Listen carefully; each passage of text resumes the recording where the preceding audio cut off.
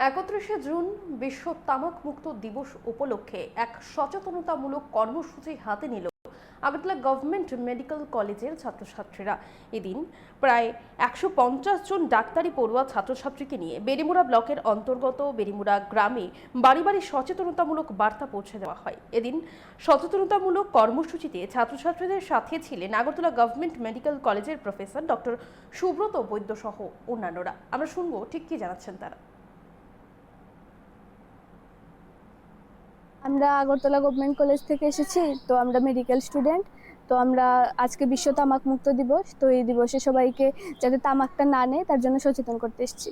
সম্প্রতি যে এনএফএসএস রিপোর্ট বেরিয়েছে, আমাদের রাজ্যে দেখা গেছে যে তামাক ব্যবহারকারীর সংখ্যা পুরুষদের ক্ষেত্রে 50%, মহিলাদের ক্ষেত্রে 50%।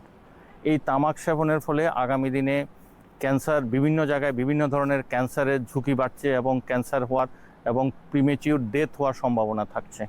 তো এখন আমাদের যে মেডিকেল স্টুডেন্টরা আছে, যারা সেকেন্ড প্রফে আছে, ওদেরকে ফ্যামিলি অ্যাডপশন একটা প্রোগ্রাম থাকে আমাদের।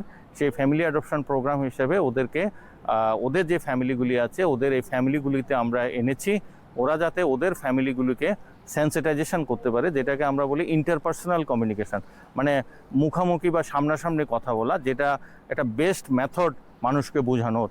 সেই কমিউনিকেশনটা আমরা স্টুডেন্টকে দিয়ে করছি। আজকে আমাদের প্রায় 150 জন স্টুডেন্ট আছে। ওরা প্রায় চেষ্টা করবে 300 থেকে 400 500 ফ্যামিলিতে যাবে।